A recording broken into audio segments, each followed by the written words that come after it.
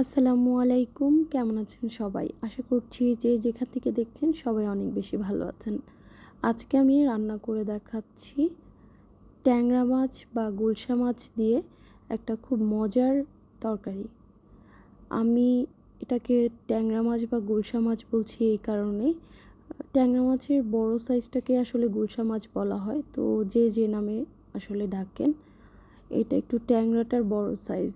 তো মাছগুলোকে প্রথমে একটু আমি হলুদ, মরিচ এবং লবণ দিয়ে মেখে নিয়েছিলাম।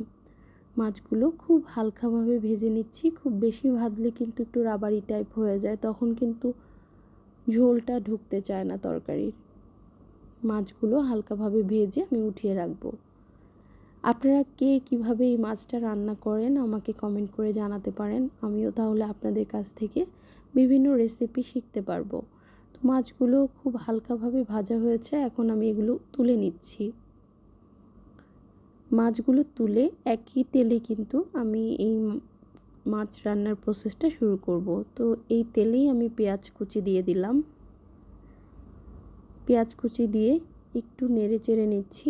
পেঁয়াজটা লাল লাল হওয়া পর্যন্ত অপেক্ষা করব। পেঁয়াজটা দেখুন খুব সুন্দর গোল্ডেন ব্রাউন হয়ে গিয়েছে। এখন আমি 1 চা চামচ আদা বাটা, 1 চা চামচ রসুন বাটা দিয়ে দিলাম। দিয়ে একটু ভেজে নিচ্ছি পেঁয়াজের সাথে, এতে করে আদা রসুনের যে কাঁচা গন্ধটা থাকে সেটা চলে যায়, তরকারিটাও খেতে খুব ভালো লাগে। তো দিয়ে দিলাম 1 কাপের মতো গরম পানি।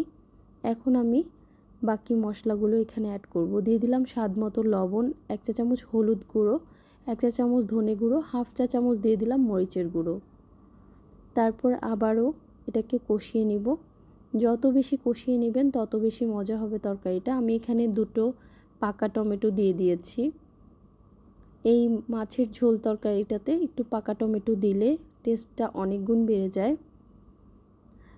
টমেটো দিয়ে অনেকক্ষণ কষিয়ে আমি আবারও গরম পানি দিয়ে ঝোল দিলাম। এই পানিটা যখন বলক আসবে বা ঝোলটা যখন বলক আসবে তখন মাছগুলো দিয়ে দিব। এখন আমি মাছগুলো দিয়ে দিচ্ছি। আপনারা যারা এভাবে রান্না করেননি তারা একটু কমেন্ট করে জানাবেন যে আপনারা কিভাবে রান্না করেন। আর আমার এই রেসিপিটাও আপনারা চাইলে ট্রাই করতে পারেন, আশা করি আপনাদের কাছে ভালো লাগবে। আমার নিত্যদিনের রান্নাগুলো আপনাদের কাছে কেমন লাগে কমেন্টস করে জানাবেন। আর যদি ভালো লেগে থাকে প্লিজ শেয়ার এবং লাইক দিবেন। যদি আপনারা চ্যানেল থেকে দেখে থাকেন চ্যানেলটি সাবস্ক্রাইব করার অনুরোধ করছি, আর পেজ থেকে দেখে থাকলে প্লিজ আমার পেজটি ফলো দিয়ে রাখবেন।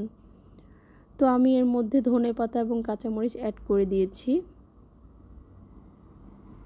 ধনেপাতা কাঁচামরিচ অ্যাড করে আবারও ঢেকে দিচ্ছি। ঝোলটা যেমন রাখতে চান সেই অনুপাতে আসলে নামিয়ে নিব। দেখুন কত সুন্দর কালার এসেছে। তো আজকের মতো এখানেই শেষ করছি। সবাইকে আল্লাহ হাফেজ, আসসালামু আলাইকুম।